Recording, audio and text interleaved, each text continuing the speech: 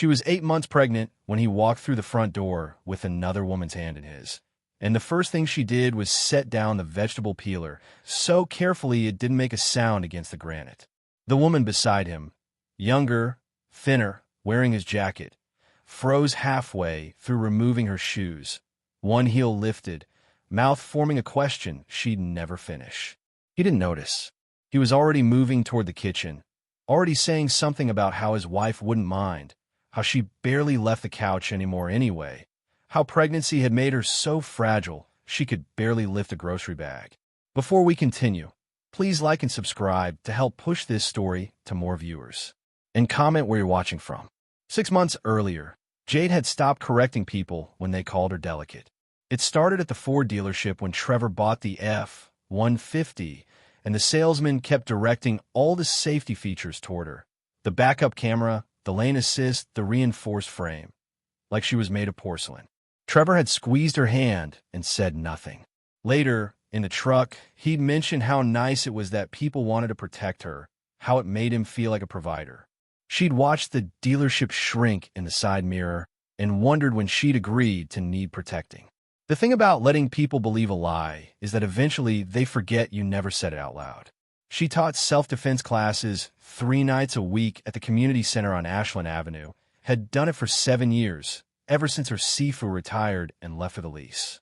Before that, she'd competed, regionals, nationals, one international tournament in Vancouver where she'd broken a man's orbital bone with a ridge hand and hadn't apologized because he'd asked for the full contact bracket. Her wedding ring had a shallow dent on the inner band from the thousands of times she'd made a fist. Trevor had come to exactly one class, the week after they got engaged. He'd lasted 12 minutes before pulling a hip flexor and spending the rest of the session on a folding chair, watching her correct a college student stance.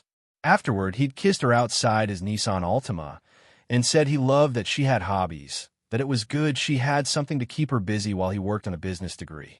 She'd married him 4 months later at Greater Bethel Baptist, and her Sifu had sat in the 3rd row wearing the same gray suit he'd worn to every tournament, every graduation, every disappointment she'd ever handed him.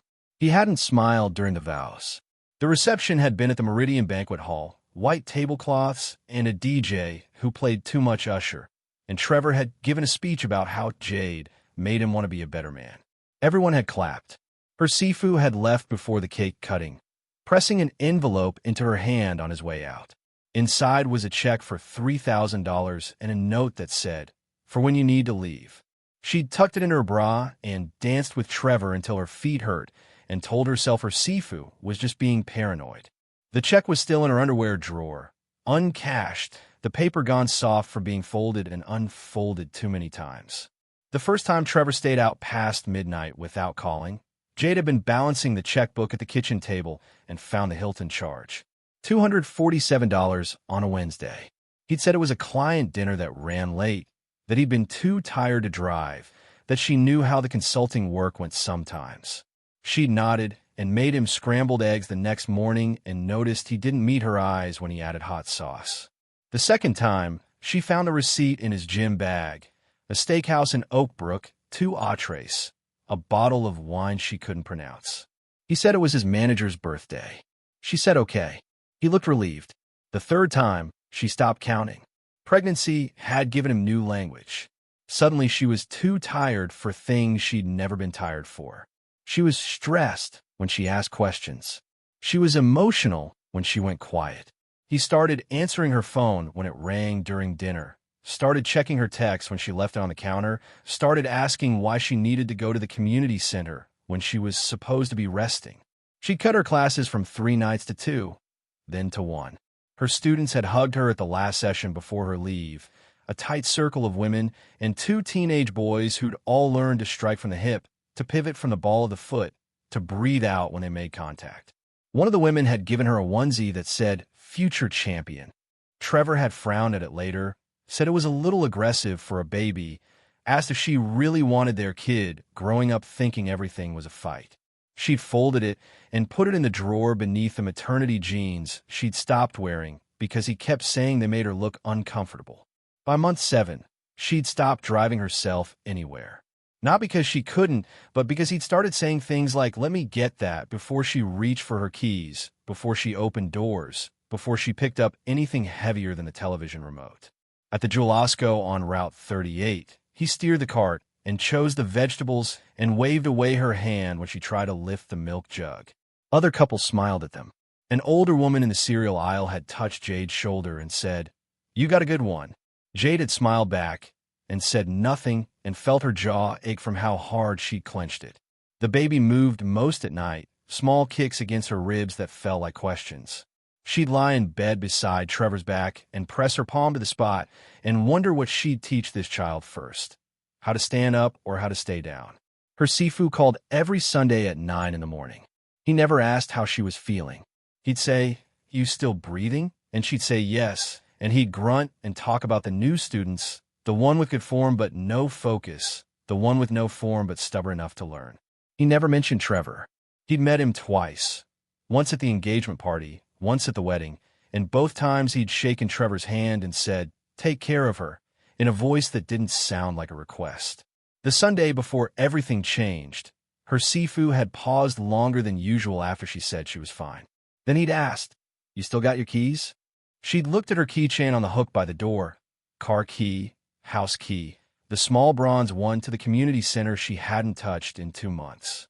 "Yeah, good." He'd hung up without saying goodbye. Same as always. Trevor started bringing work home in month 8. Spreadsheets, client proposals, conference calls on speaker while she folded laundry in the next room. He'd kiss her forehead when he got off the phone and say things like, "Just trying to set us up right," and "Want to make sure you don't have to worry about anything." The laptop password changed on a Tuesday. She noticed when she went to check the insurance portal, found herself locked out after 3 tries. When she asked him about it, he looked up from his phone and said he must have updated it for work security, that he'd write it down for her later, that she should rest instead of worrying about paperwork anyway. He never wrote it down. She'd asked again on Thursday. He'd been putting on his shoes for work, rushing, and he'd said he'd text it to her. The text never came. On Saturday, she tried once more, standing in the kitchen while he made coffee, and he'd sighed and said, "Why do you need it so bad? What are you trying to check?" The question had hung there between the refrigerator hum and the coffee maker gurgling, and Jade had realized he wasn't going to give it to her at all. "Nothing," she'd said. "Forget it." He'd kissed her cheek and said he'd be home for dinner and left with his travel mug still steaming. She'd stood there for 20 minutes after his truck pulled away, staring at the closed laptop on the kitchen table, feeling something harden in her chest that she couldn't name yet. Vanessa started as a name before she became a person. Jade had found it in a text preview on Trevor's phone. Just Vanessa. Can't wait for tonight, glowing on the screen while he was in the shower. When he came out, she'd been sitting on the bed holding the phone, and he'd stopped in the doorway with the towel around his waist, water still dripping from his hair. "Who's Vanessa?" "A co-worker." "What's tonight?" "Team dinner. I told you last week." He hadn't told her last week. She'd checked the calendar on the fridge, the one they'd started keeping when they moved in together, the one that still had her class schedule printed in green marker under Tuesdays and Thursdays, even though she hadn't taught in weeks. His team dinner wasn't written anywhere. He'd taken the phone from her hand, not rough, but firm, and said she was being paranoid, that pregnancy hormones were real, that his mom had been the same way with his little sister. Then he'd kissed her temple and gotten dressed and left for a dinner that didn't end until 2 in the morning. She'd stayed awake the whole time, lying on her side because her back hurt, feeling the baby kick, counting the minutes between headlights passing on the street outside. When he'd finally come in, he'd smelled like wine and something floral she didn't recognize.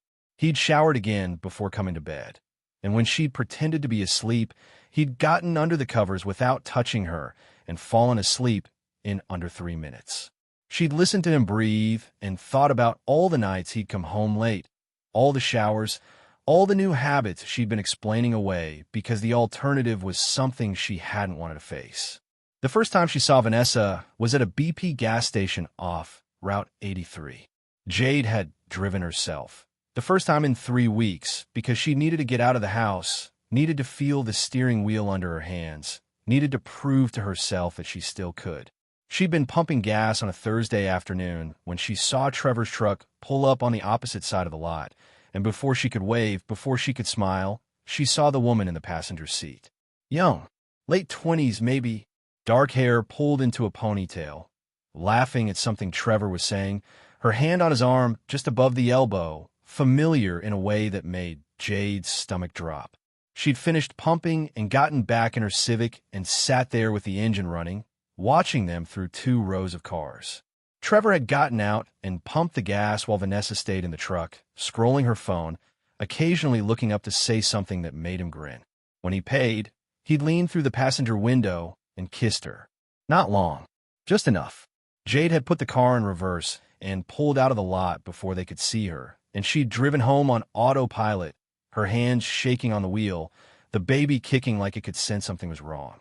She'd put away the groceries and made dinner and said nothing when Trevor came in 3 hours later smelling like cologne he'd known. "How was work?" she'd asked, setting his plate in front of him. "Long, boring. Same old." He'd taken a bite of chicken, scrolled his phone with his free hand. "What did you do today?" "Nothing much. Rested." He nodded, not looking up. "Good. You need it." The next week, she saw them at Target. She'd been looking at baby bottles in aisle 7, trying to decide between the Phillips and the Dr. Browns, when she heard his laugh, specific, loud, the one he used to do when they first started dating, the one she hadn't heard directed at her in months. She'd looked up and seen them 2 aisles over in home goods, Vanessa holding up throw pillows, Trevor shaking his head, both of them moving like people who'd done this before, who had inside jokes about decorating. Vanessa had been wearing his Northwestern sweatshirt, the gray one Jade had bought him for Christmas 2 years ago, the one he claimed he'd left at the gym. Jade had left her card in the aisle and walked out through the garden section and sat in her car in the parking lot for 20 minutes, staring at the steering wheel, feeling the baby shift and roll like it was trying to find a comfortable position in a space that was running out of room. She'd driven home, and Trevor had been there already, sitting on the couch watching SportsCenter, and when she'd walked in, he'd looked up and smiled like everything was normal. "Where you been?" "Target. Get anything good?" She'd looked at him, really looked at him, and tried to find the person she'd married under the person who could smile at her after spending the afternoon with someone else. "No," she'd said. "Nothing I wanted." At dinner that night, Trevor had talked about a conference call that ran long, about a client who couldn't make up his mind, about how exhausting work had been. He'd asked if she was okay. She'd said yes. He'd reached across the table and squeezed her hand and told her she looked tired, that she should go lie down, that he'd clean up. She'd gone to the bedroom and closed the door and stood in front of the mirror, one hand on her stomach, and tried to remember the last time she'd felt dangerous. The community center key was still on her keychain. She'd driven there the next morning, early, before Trevor woke up, and let herself in through the back door. The main room smelled like floor wax and the faint salt of dried sweat, familiar in a way that made her throat tight. Her students' names were still on the whiteboard from February. Chun, rotator cuff. Aaliyah, footwear drills. Deshawn, sparring conditioning. She'd stood in the center of the mat and tried a front kick. Slow, controlled, her belly shifting the balance. It worked. She tried a pivot. Harder, but possible. A ridge hand strike. A palm heel. A basic guard position that felt rusty, but still there, muscle memory surfacing through months of stillness. The baby had kicked, sharp and immediate like approval. She'd spent an hour there, moving carefully, relearning her own body's geometry. When she left, she didn't lock the door behind her. She knew she'd be back. Trevor had been in the kitchen when she got home, making coffee, scrolling his phone. He'd looked up and frowned at her leggings, the light sheen of sweat on her forehead. "Where were you?" "Driving." "You shouldn't be driving. I'm pregnant, not broken." He'd set down his phone, and something had shifted in his face. Not anger, exactly, but something colder, more calculated. "I'm just trying to take care of you. I didn't ask you to. Maybe that's the problem." The sentence had landed between them, like something dropped from a height, and for a moment neither of them moved. Then Trevor had picked up his keys and his wallet and left for work without kissing her goodbye, and she'd stood at the kitchen sink watching his truck pull out of the driveway, and for the first time in 8 months, she'd felt relief instead of loneliness. The pattern became obvious Once, she stopped pretending not to see it. He'd stay out late on Wednesdays and Fridays. He'd come home smelling like perfume and pretend it was from a hug with a coworker. He'd shower immediately, every time, before coming to bed. His phone was always face down. He'd stop saying, "I love you," without her saying it first. When she did say it, testing, waiting, he'd pause half a second too long before responding, like he was remembering his lines. She started documenting. Not for court, not yet, but because she needed to know she wasn't imagining it. Receipts left in pockets. Credit card statements she'd pull up on her phone before he changed the passwords. A second Gmail account she found in his browser history, logged out but cached, trevor.personalpoint2024@gmail.com. She'd clicked on it once when he was in the shower, but prompted for a password she didn't have. She'd closed the browser and cleared the history and sat there feeling like someone who'd just confirmed they were living with a stranger. One Friday, in her 8th month, she followed him. Not in her car, too obvious, but in an Uber, telling the driver to stay 3 cars back, feeling ridiculous and justified in equal measure. The driver had been a woman in her 50s with a rosary hanging from the rearview mirror, and she'd met Jade's eyes in the mirror and said, "You sure about this, honey?" "No." The woman had nodded and kept driving. Trevor had gone to a wine bar in Naperville, the kind with Edison bulbs and exposed brick and small plates that cost $18. Vanessa had been waiting outside in a black dress that cost more than Jade's wedding bouquet, her hair down, heels that made her taller than Trevor by an inch. Jade had watched them through the window from across the street, watched Vanessa lean across the table and Trevor catch her hand and hold it, his thumb moving over her knuckles the same way he used to do with Jade back when touch meant something. Watch them split a dessert with one fork, laughing, easy, like people who'd been doing this long enough to have routines. The Uber driver had asked if she was okay. Jade had said yes and tipped her $40 in cash from the emergency money she kept in her wallet and cried the entire ride home, quiet tears as she wiped away with her sleeve, the baby kicking steady and insistent like it was reminding her it was still there, still counting on her. That night, Trevor had come in past midnight and found her awake in the living room, sitting in the dark with just the streetlight coming through the window. "Can't sleep? Where were you?" "Late meeting." "You're lying." He'd stopped halfway to the kitchen, turned slowly. "What?" "You're lying to me." "Jade, you're exhausted. You're not thinking straight. Come to bed."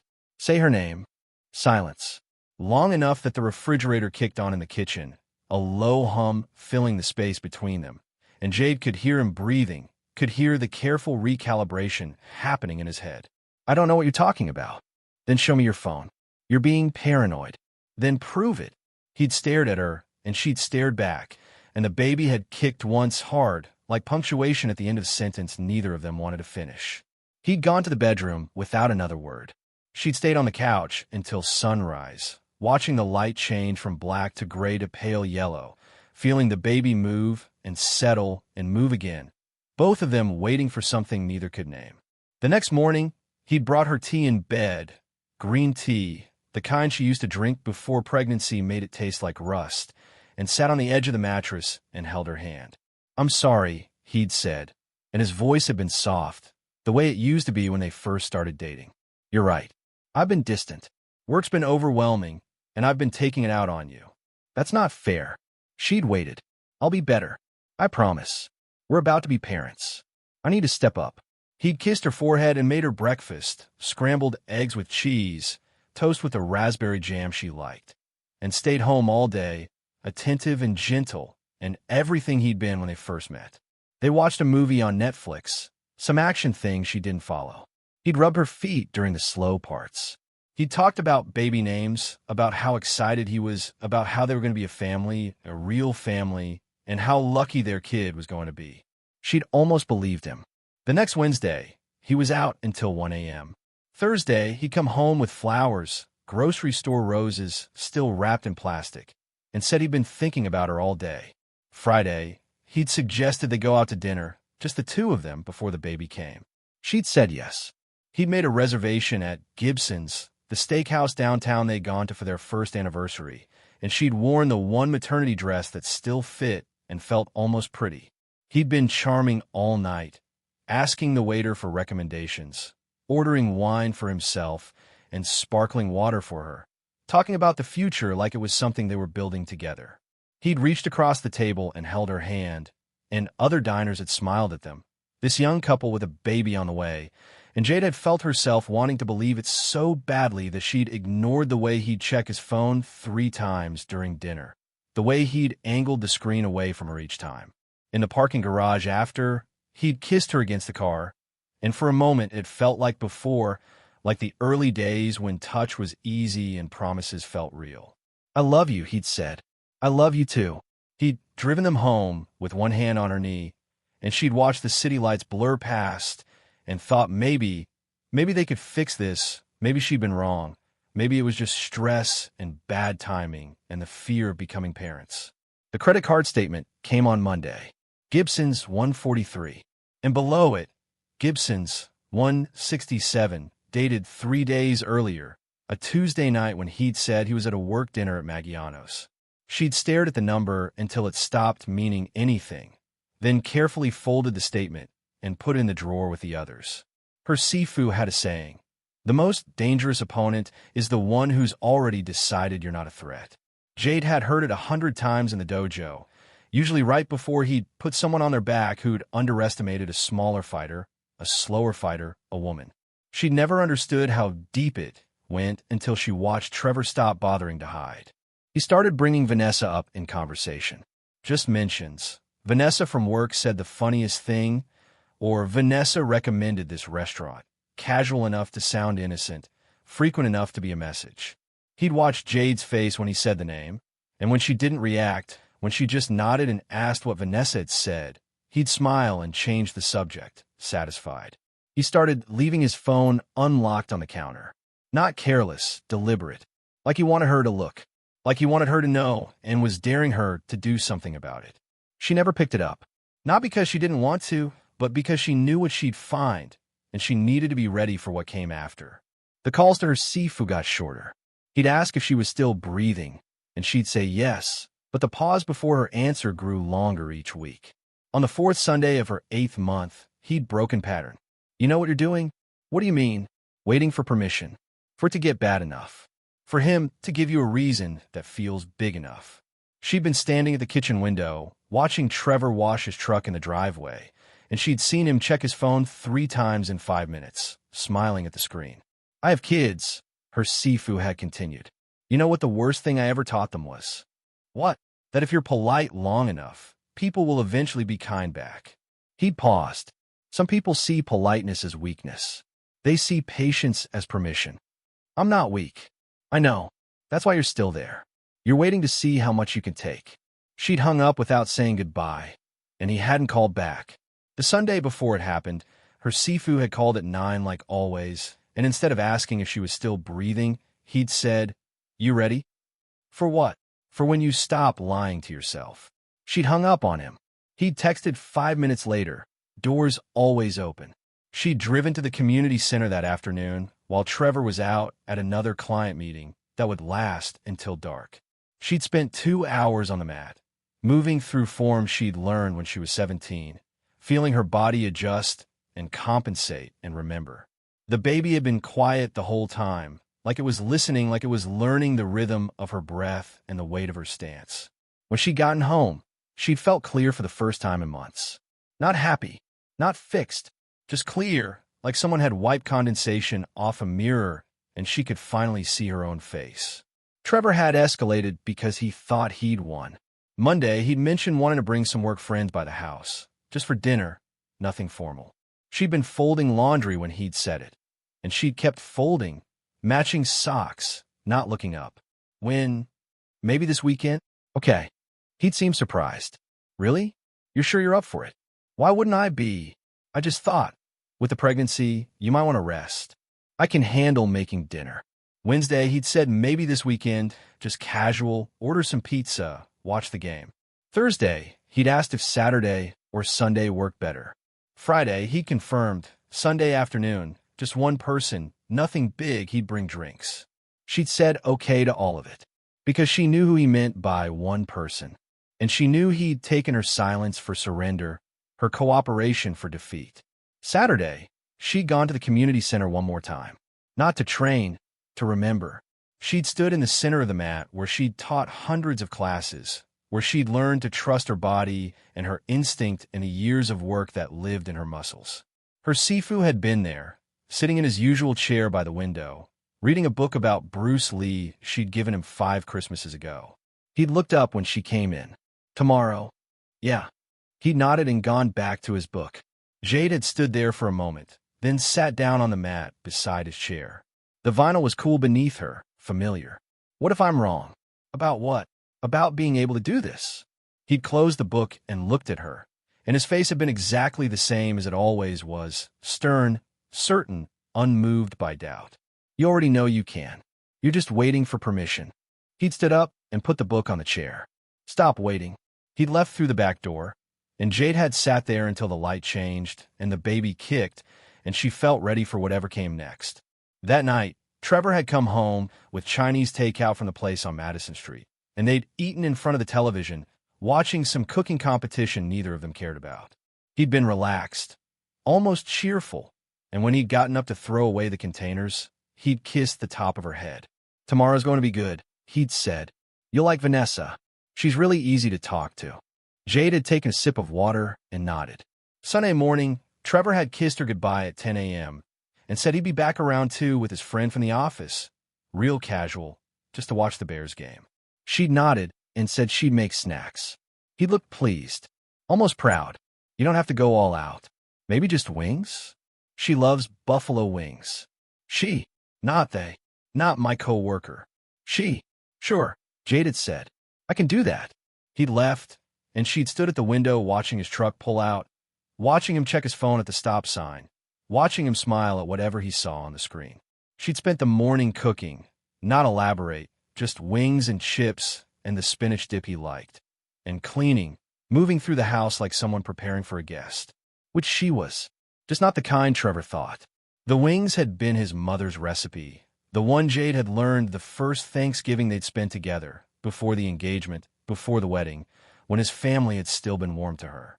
She'd made them dozens of times since, perfecting the sauce, getting the temperature right. Trevor always asked for them when he was happy, when he wanted to celebrate, when things were good. She'd arranged them on a platter at 1:15 and covered them with foil. At 1:30, she'd changed into leggings and a loose t-shirt, tied her hair back in the same ponytail she'd worn to every tournament, every class, every moment she needed to be more than what someone else expected. She'd stood in the kitchen with her hand on the counter, breathing deep and even, feeling the baby shift, feeling her spine straighten. Her phone had buzzed. A text from Trevor, 15 minutes out. The baby kicked once.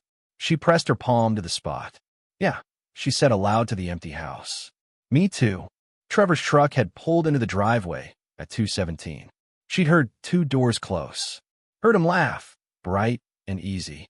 Heard a woman's voice say something she couldn't make out, then his response, loud enough to carry through the door. Don't worry. She's probably asleep anyway. Pregnancy's got her exhausted. She can barely make it through a Netflix show without passing out. More laughter. The jingle of keys. Seriously, you don't need to worry. She's super sweet. She won't care. She barely even gets off the couch these days. The front door had opened, and Jade had picked up the vegetable peeler and started working on a carrot, her back to the hallway, her hands steady, her breath controlled. She heard them come in. Heard Vanessa say something about the house being nice, bigger than she expected. Heard Trevor tell her to make herself comfortable, that his wife wouldn't mind, that she barely left the couch these days anyway, that pregnancy had made her so fragile she could barely lift a grocery bag without getting winded. Seriously? Vanessa's voice, skeptical. She seems like she'd be in good shape. You show me her picture from your wedding. Was. Not anymore. She's been on bed rest since month 6. Doctor's orders. I've basically been taking care of everything. Jade had never been on bed rest. Not one day. She'd set down the peeler and turned around. Trevor had frozen mid-step, his smile faltering, one hand still on the doorframe. Vanessa had been behind him, one shoe half off, her mouth open, her eyes going wide as she registered Jade, standing there in the kitchen, upright, clearly not asleep, clearly not bedridden. Hey, babe, Trevor had said, recovering, his voice too bright, too fast. "This is Vanessa. From work. I told you she was coming over. We're just going to watch the game." Jade had looked at Vanessa, younger up close, pretty in a deliberate way, wearing Trevor's Northwestern hoodie, the gray one she'd bought him, and then back at Trevor. "No." "What?" "No. She's leaving." Trevor's face had shifted, the smile dropping, something colder sliding into place. "Jade, don't be rude. Get out of my house." Vanessa had taken a step back, her eyes darting between them, and Jade had seen the calculation happening, the realization dawning. "Maybe I should just, I didn't know." "Stay," Trevor had said, not looking at her, his eyes locked on Jade. "Jade's just having a mood. Hormones make her like this sometimes. She doesn't mean it." Jade had walked toward them, slow and deliberate, her stance balanced, her weight centered. Trevor had actually stepped in front of Vanessa, like he was protecting her, like Jade was the threat. She'd stopped 3 feet away. "Move. You're being crazy right now. I know about the wine bar. I know about the Hilton. I know about Oak Brook and Target, and every lie you've told me for 6 months." She'd tilted her head. "I know about the other dinner at Gibson's. The one you took her to 3 days before you took me." His face had gone pale. Behind him, Vanessa had made a small sound. "Jade, listen. I know you think I'm weak, that I need you, that I can't survive without you taking care of me." She'd shifted her weight slightly, muscle memory taking over, her hands loose and ready. "Want to test that?" For a moment, nobody moved. The refrigerator hummed. A car passed outside. The baby kicked once, then twice like it was waiting too. Then Trevor had made his mistake. He'd reached for her arm. Not violent, just controlling, the same way he'd been reaching for her for months, the same way he'd learned she wouldn't resist, and Jade had moved without thinking. A basic wrist release from her first year of training, redirecting his grip, stepping offline, using his momentum to put him off balance. He'd stumbled sideways into the entryway table, shocked more than hurt, his shoulder hitting the wall. "What the?" Vanessa had backed toward the door. Jade had kept her eyes on Trevor. "Leave," she'd said again, calm, even. "This is my house. It's my house. My name on the deed. My down payment. You moved in 3 years ago and never paid a mortgage payment." She'd kept her stance neutral, ready. "Want to check the paperwork?" Trevor had looked at Vanessa, then back at Jade, and something ugly had crossed his face, something that had probably always been there, but he'd kept hidden under charm and manipulation and the assumption that she'd never push back. "You think you're tough? You're 8 months pregnant. You can barely stand up without help. You think you can what? Fight me? I don't think. I know." He'd stepped toward her, and this time, Jade hadn't waited. She'd dropped her weight, pivoted, and swept his front leg. A basic takedown she'd taught to teenagers, to housewives, to college students who'd never thrown a punch, and Trevor had gone down hard on the living room carpet, the air punching out of him in a shocked gasp, his phone skittering across the floor toward the couch. Vanessa had run, actually run, leaving one shoe behind, her purse still on the entry table, fumbling with the doorknob before getting it open. They'd heard her car start, heard gravel spray as she reversed too fast out of the driveway, heard her tires squeal as she turned onto the main road. Trevor had gotten to his knees, breathing hard, one hand on his ribs where he'd landed. "You're insane. I'm done. You can't do this." "I can. I have been for years. You just stopped noticing because you decided I was something to take care of instead of someone who could take care of herself." She'd picked up his keys from the entry table and thrown them at his chest. They'd hit him and dropped to the floor. "Get out. Jade, please. Now." He'd stood slowly, looking around the house like he was seeing it for the first time, like he'd expected her to back down or apologize or do any of the things she'd done for months when he'd pushed and tested and slowly erased her. "You're going to regret this," he'd said, and his voice had been ugly, stripped of pretense. "You think you can raise a kid alone? You think you can pay for everything yourself? You're nothing without me. I'm everything without you. That's what you never figured out." He'd grabbed his wallet and his phone from the floor and walked to the door. He'd stopped in the doorway, his back to her, his shoulders tight. "You're going to come crawling back. I'd rather crawl through glass." He'd left. The truck had started, pulled away. The sound had faded down the street until there was nothing left but silence and the hum of the refrigerator, and the baby kicking, steady and insistent, like applause. Jade had stood in the middle of the living room, her hand on her stomach, feeling her breath even out, feeling the adrenaline start to fade. Then she'd walked to the door, locked it, picked up Vanessa's shoe from where it had fallen by the entry table, and dropped it in the trash can in the kitchen.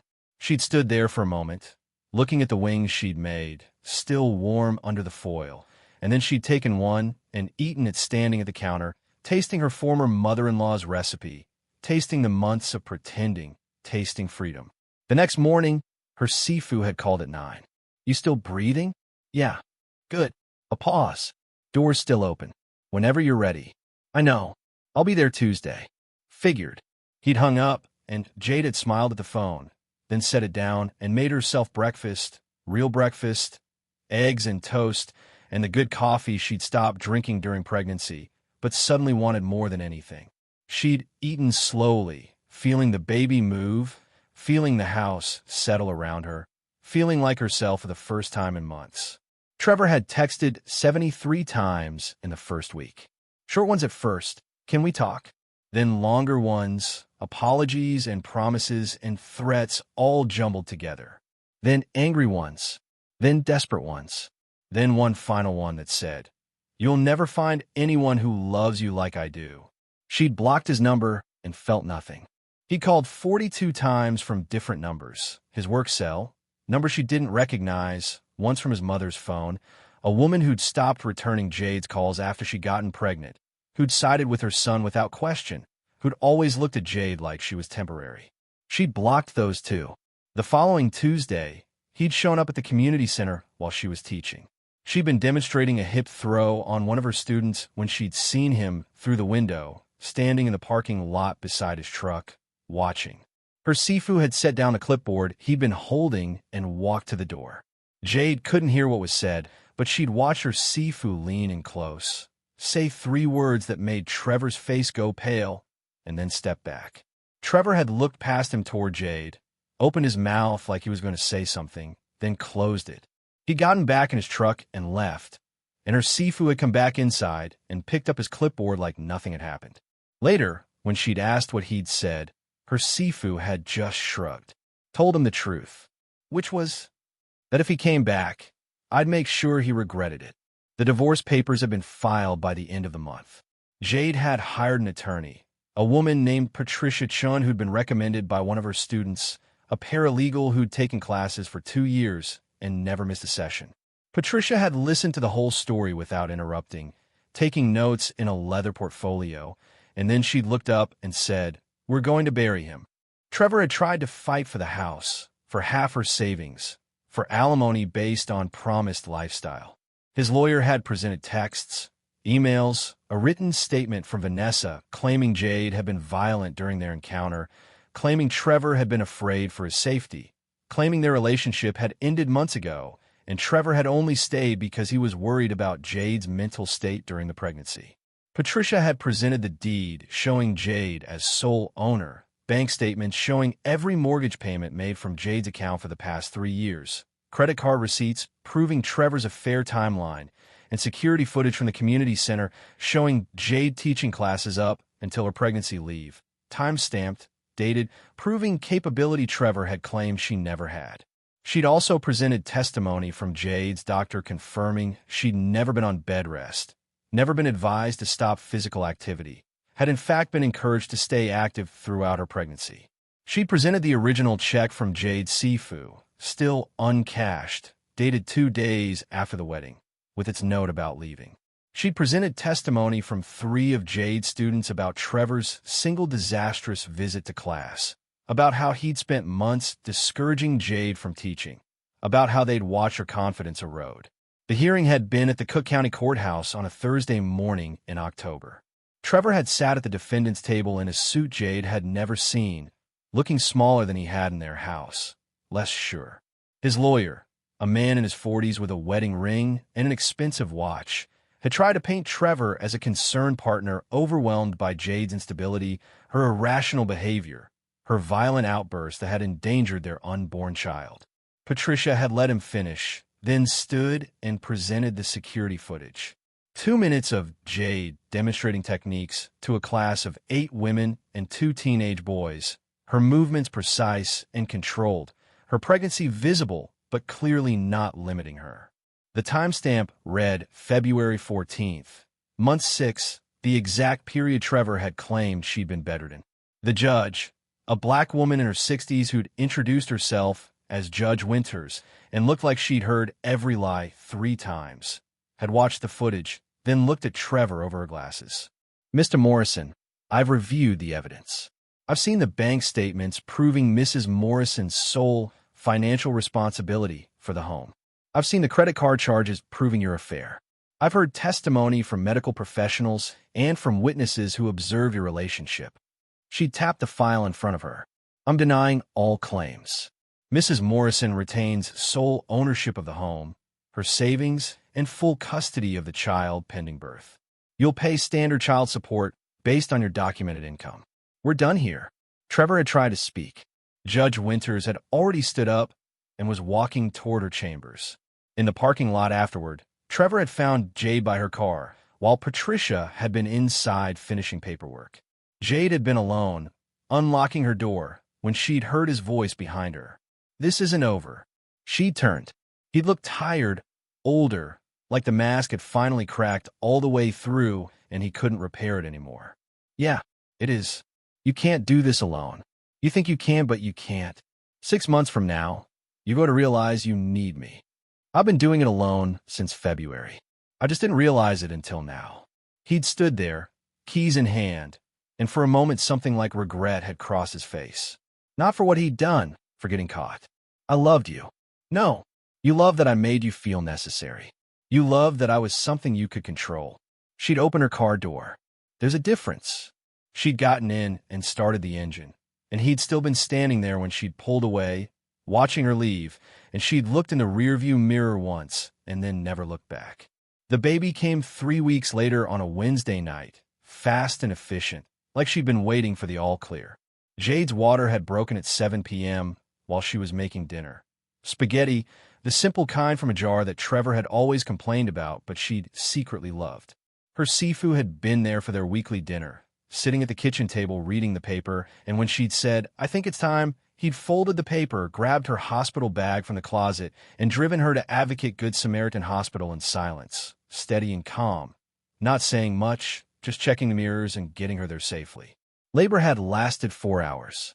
Her Sifu had stayed in the waiting room the whole time, reading his Bruce Lee book, drinking coffee from a machine, waiting. 7 pounds, 9 ounces. Perfect fingers, strong grip, her father's nose. The nurse had placed her on Jade's chest, and the baby had opened her eyes, dark, alert, already suspicious of the world, and Jade had felt something lock in a place that had been loose for months. Not love, exactly. Something bigger than love. Something like purpose. Her Sifu had been the second person to hold her, after the nurses had finished their checks and measurements. He'd stood by the window in the recovery room, the baby tiny in his arms, and stared down at her like she was a puzzle he was already teaching himself to solve. "She's going to be trouble," he'd said. "Good." He'd smiled then, rare and brief, the kind of smile Jade had only seen a handful of times in 20 years. "You did okay." "Yeah, I did." Trevor had come to the hospital the next morning with flowers, supermarket roses, the cellophane still wrapped around them, already starting to wilt, and an apology speech he'd clearly rehearsed. He'd made it halfway through, standing at the foot of her bed while she held their daughter, before Jade had cut him off. "You can see her supervised. Every other weekend. I'll send you the schedule." "That's not fair. I'm her father." "You're right. Fair would be never. But she deserves to know who her father is, even if he's disappointing." She'd adjusted the baby in her arms. Even if he chose someone else over her before she was even born. "I want to be in her life. I want to be a good dad." Then show up. On time. Sober. Consistent. She'd looked at him, and for the first time in their entire relationship, she'd seen him clearly, without hope or illusion or the desperate need to believe he was someone he wasn't. Prove you care about her more than you care about being right. He'd left the flowers on the chair and walked out without meeting the baby's eyes, without asking her name, without touching her even once. Jade had given the bouquet to her nurse, a woman named Carmen who'd stayed 2 hours past her shift to make sure Jade was okay, who'd brought her extra pillows and ice water and told her she was doing great. And gone home 2 days later, her daughter asleep in a car seat she'd installed herself, her Sifu following in his Buick to make sure she made it safely. The house had been exactly as she'd left it, clean, quiet hers. She carried the baby inside and set the car seat on the living room floor and stood there for a moment, looking around at the space she'd almost given up, almost let someone else define, almost lost because she'd been waiting for permission to take it back. The baby had yawned, a tiny sound, and Jade had picked her up, held her against her chest, and felt small fingers curl against her collarbone.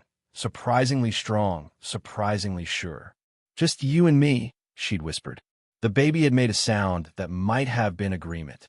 She named her Riley, not after anyone in particular, just because it felt right when she said it out loud in the hospital, just because it felt strong. Riley Jordan Morrison, keeping Trevor's last name only because changing it later felt like more energy than he deserved, and because Riley would make her own decisions about it when she was old enough. The first night alone, Riley had cried at 2 a.m. and again at 4:30.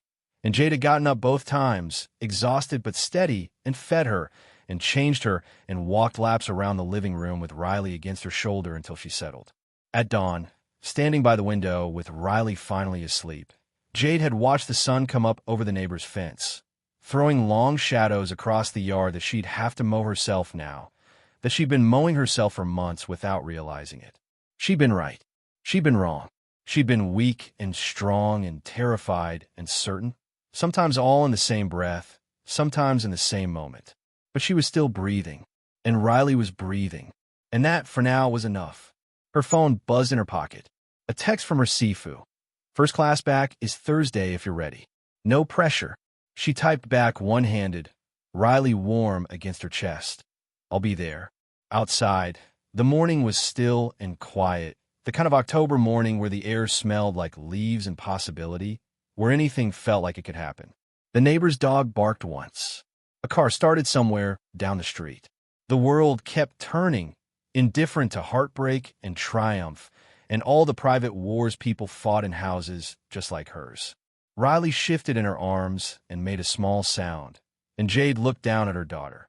Eyes closed, fist pressed against her cheek, completely unaware that her father had tried to erase her mother, that her mother had fought back, that any of it had happened at all. She pressed her lips to Riley's forehead and closed her eyes and let herself feel it all.